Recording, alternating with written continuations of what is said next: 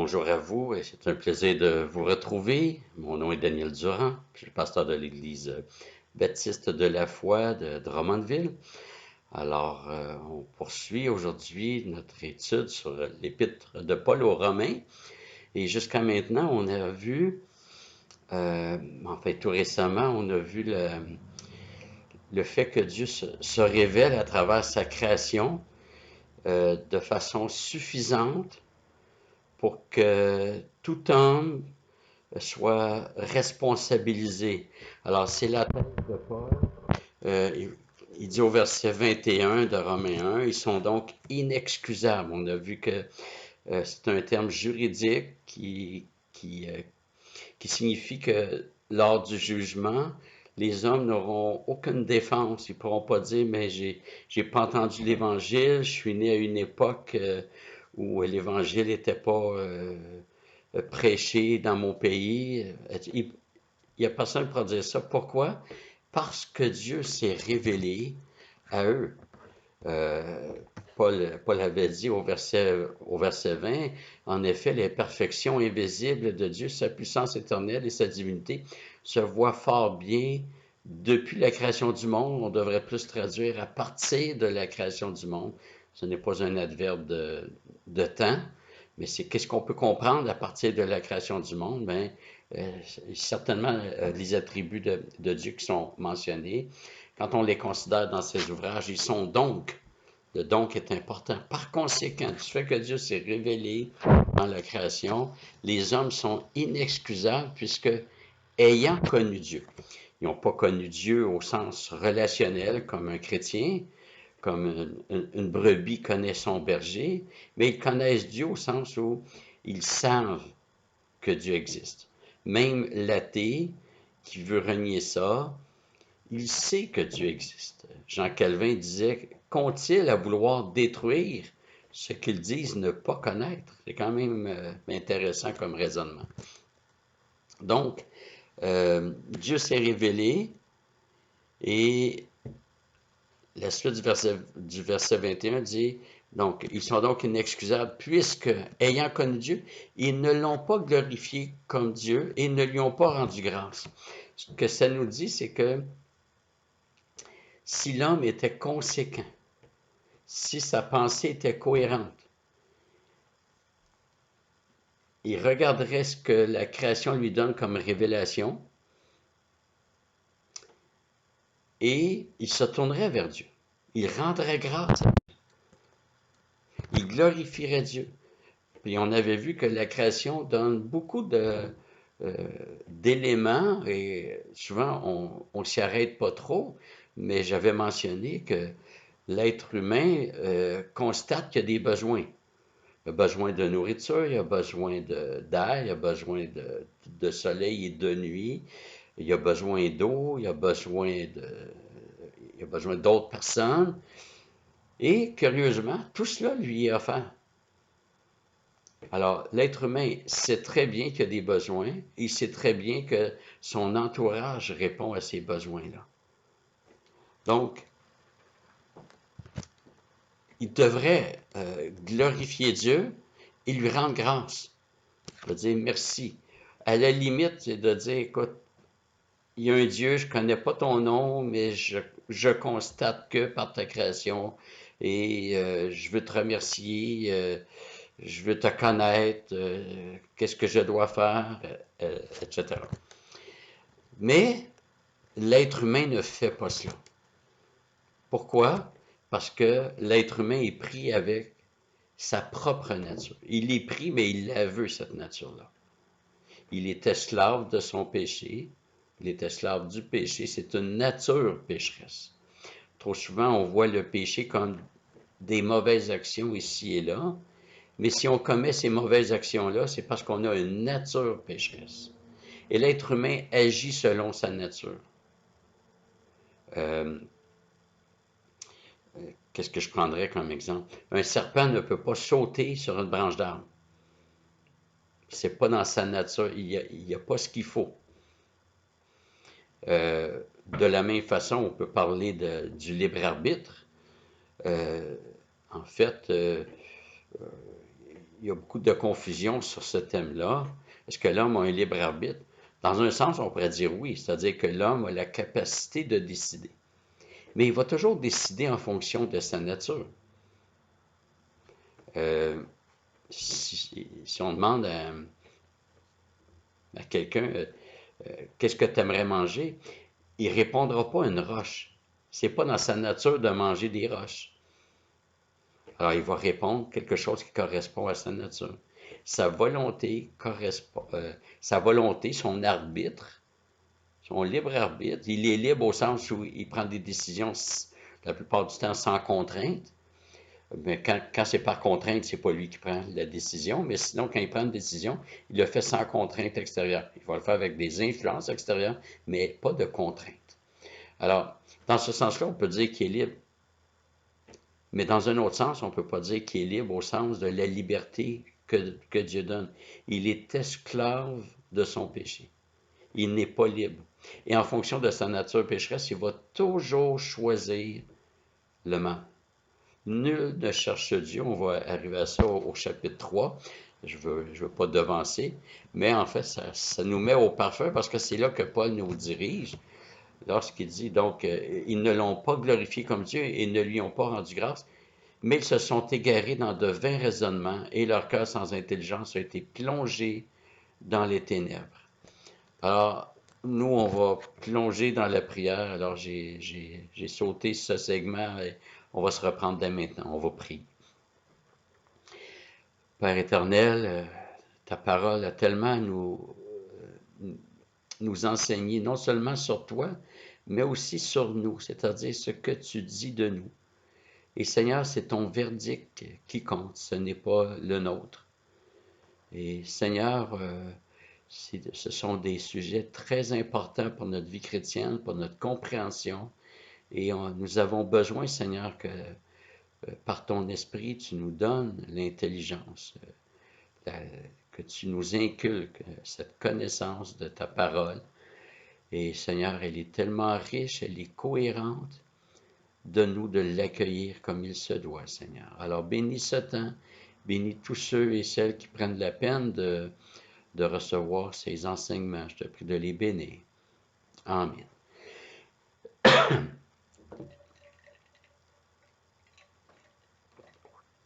Donc, l'homme agit selon sa nature. Et Paul s'en va là dans la deuxième partie du verset 21. Il dit, mais ils se sont égarés dans de vains raisonnements et leur cœur sans intelligence a été plongé dans les ténèbres. Alors, vous voyez qu'il y a deux possibilités, il n'y en a pas trois. C'est soit que l'être humain glorifie Dieu et lui rend grâce, ou c'est l'égarement dans de vains raisonnements et le cœur sans intelligence est plongé dans les ténèbres. Il n'y a pas d'autre voie que ces deux-là. La première appartient à l'homme pécheur. La deuxième, plutôt la seule façon de ne plus être égaré dans de vains raisonnements, puis que notre intelligence sorte des ténèbres, c'est par l'œuvre du Saint-Esprit. Mais tant qu'il n'y a pas cette œuvre, et Paul, dans ce chapitre, jusqu'au chapitre 3, va s'intéresser à l'homme qui n'est pas régénéré, l'homme qui n'est pas né de nouveau, l'homme qui n'est pas habité par le Saint-Esprit. Donc, l'homme naturel, ce que Paul, c'est l'expression que Paul utilise pour désigner l'homme pécheur, là, donc dans 1 Corinthiens 2, je pense que c'est le verset 14. Donc, ils se sont égarés dans de vains raisonnements, des raisonnements inutiles, stériles, et leur cœur sans intelligence a été plongé dans les ténèbres. Ça nous dit que l'homme n'est pas capable de raisonner de façon utile, de façon à porter du fruit, de raisonner pour que ce raisonnement le conduise à croire en Jésus-Christ. Il est égaré, incapable de retrouver sa route, et il ne veut pas retrouver sa route parce que les vains raisonnements lui font dire qu'il est sur la bonne voie. Alors, il refuse la vérité parce qu'il croit dans la vérité. C'est le mensonge. Et leur cœur sans intelligence a été plongé dans les ténèbres. Et oui, l'homme s'enfonce de plus en plus dans les ténèbres. C'est peut-être ce qui explique que la majorité des conversions se passent entre 15 et 30 ans.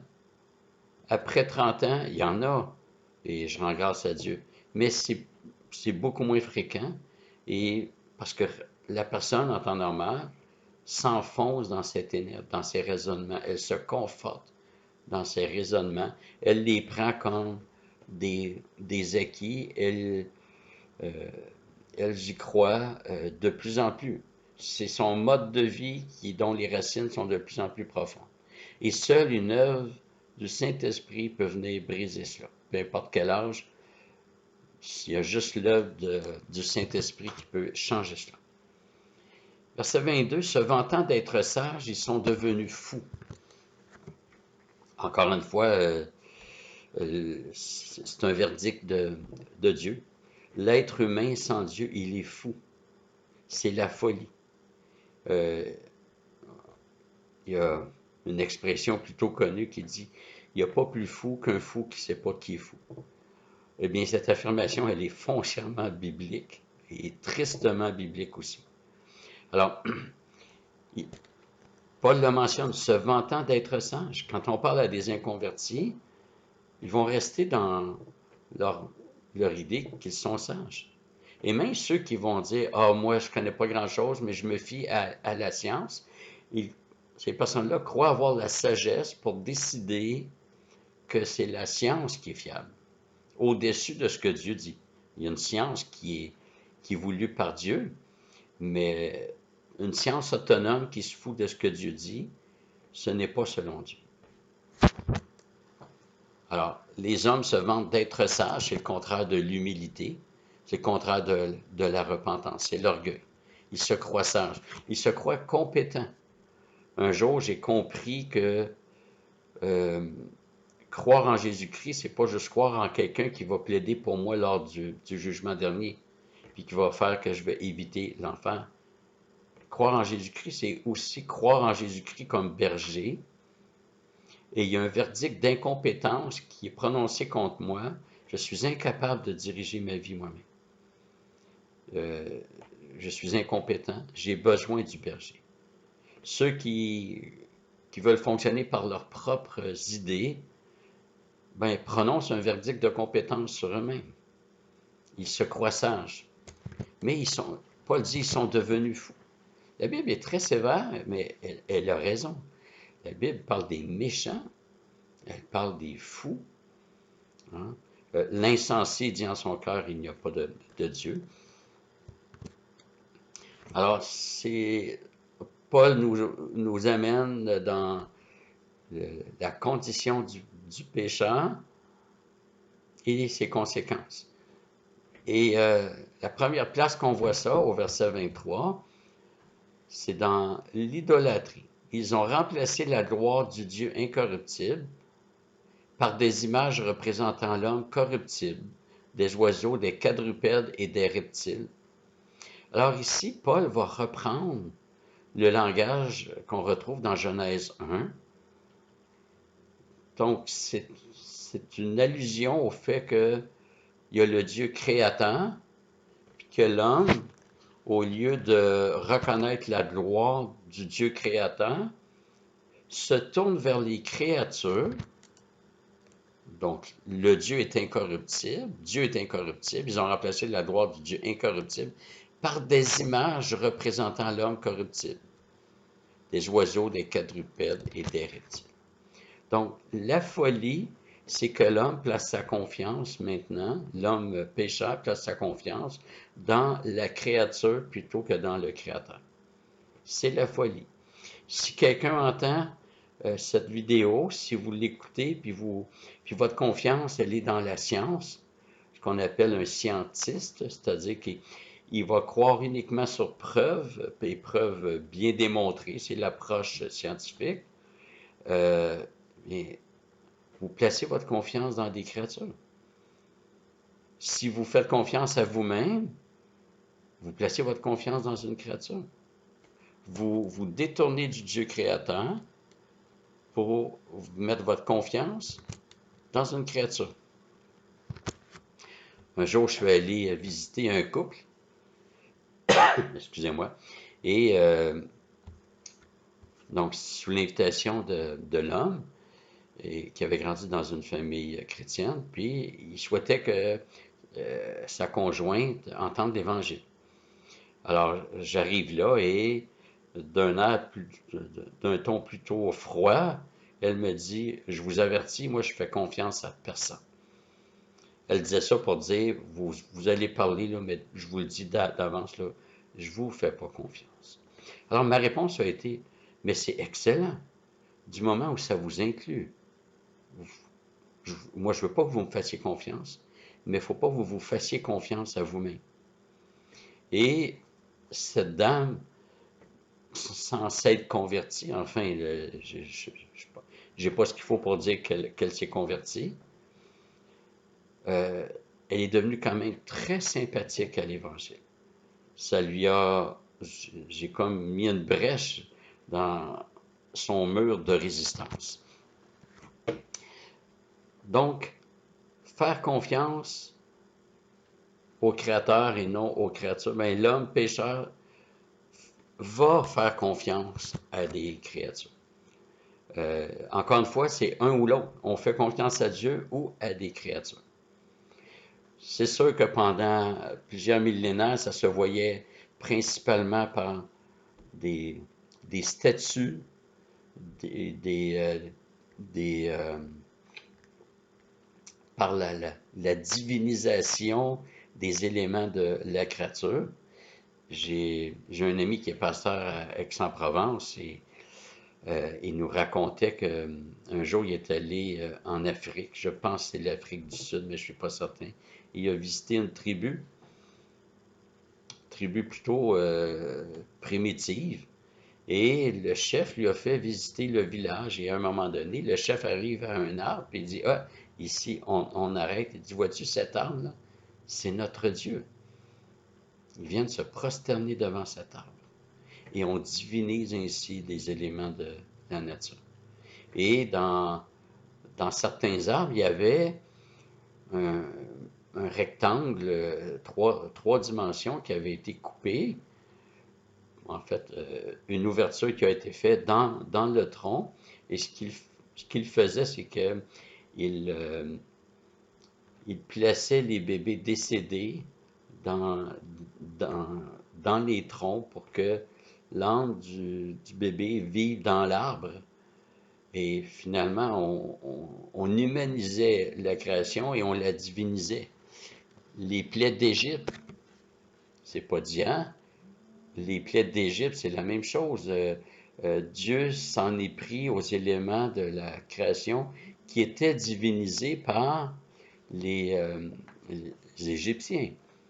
Alors, aujourd'hui, il y en a tellement moins, mais c'est encore présent. Euh, Peut-être que nos amis catholiques sont ni contents ni d'accord, mais je considère que toutes les statues et les éléments qui sont sacralisés, en fait, ils sont divinisés. Combien de personnes chez les cathos, et je suis un ancien catholique, j'ai vu cela, font confiance à la médaille qu'ils portent au cou, à l'image qu'ils mettent sur le réfrigérateur. Et c'est tellement fréquent. Et il y a un danger chez les protestants aussi de diviniser leur Bible. Nos Bibles, c'est le contenu qui est important. Lorsque le Seigneur va revenir et qu'il va tout faire brûler, nos Bibles papier vont brûler. Mais la parole de Dieu demeure éternellement, c'est le contenu. Donc, tout ça pour dire que la folie de l'être humain se voit par ce remplacement. On remplace la gloire du Dieu incorruptible par des images représentant l'homme corruptible, des oiseaux, des quadrupèdes et des reptiles. Et au verset 24, Paul dit, c'est pourquoi Dieu les a livrés à l'impureté. Cette expression que Dieu livre se retrouve au verset 24, 26 et 28, à 3 reprises donc. Et ça signifie quoi? C'est que Dieu laisse l'homme pécheur aller à ce qu'il est. à sa propre folie. Dieu ne met pas de méchanceté dans l'être humain. Personnellement, je sais qu'il y a des positions diverses. Je ne crois pas que Dieu endurcisse le cœur au sens où Dieu met de l'endurcissement.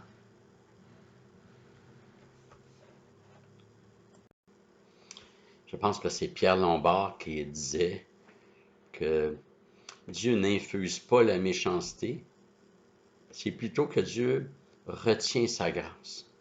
Donc c'est en diminuant son influence de bonté sur les hommes que l'homme pêche. Donc dans ce sens-là, Dieu est comme actif et passif.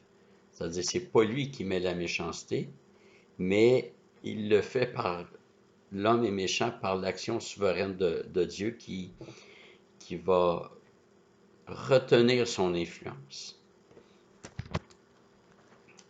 Donc Dieu les a livrés à l'impureté. C'est intéressant, c'est pas dit que les hommes se livrent eux-mêmes, quoique ça serait vrai dans un sens, mais Paul dit que Dieu les a livrés à l'impureté. Dieu, il y a comme une action où par inaction, Dieu les livre à l'impureté. Selon les convoitises de leur cœur, c'est en conformité avec ce que l'homme est par nature, les convoitises de leur cœur, en sorte qu'ils déshonorent eux-mêmes leur propre corps. Alors,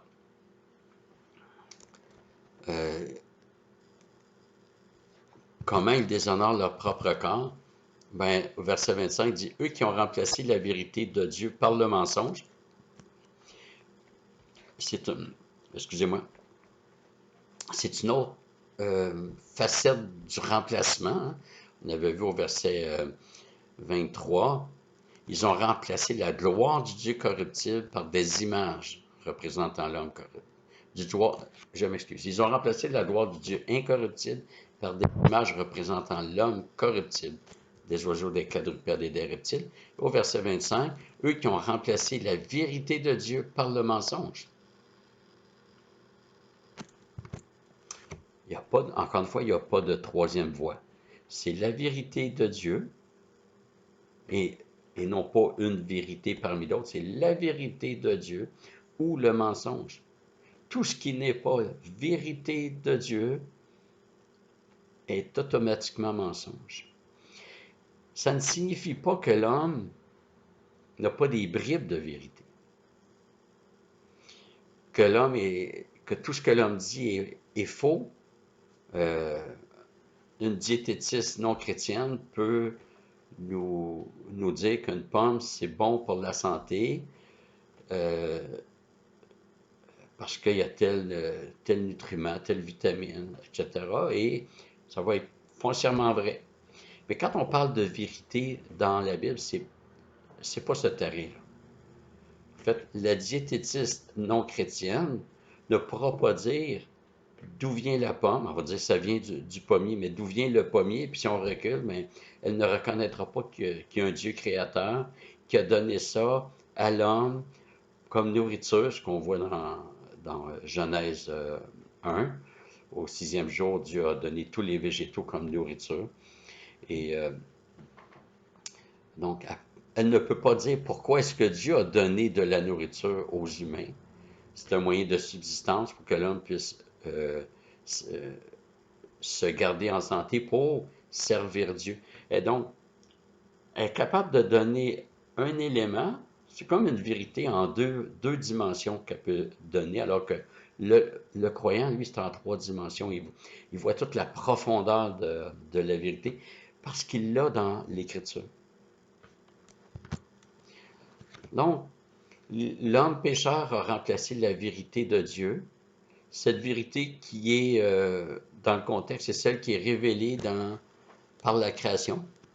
Il l'a remplacé donc, ils ont remplacé la vérité de Dieu par le mensonge.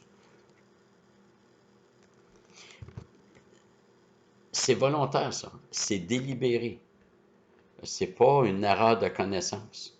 C'est pas un manque de connaissance qui amène quelqu'un à ne pas se tourner vers Dieu. C'est une disposition du cœur.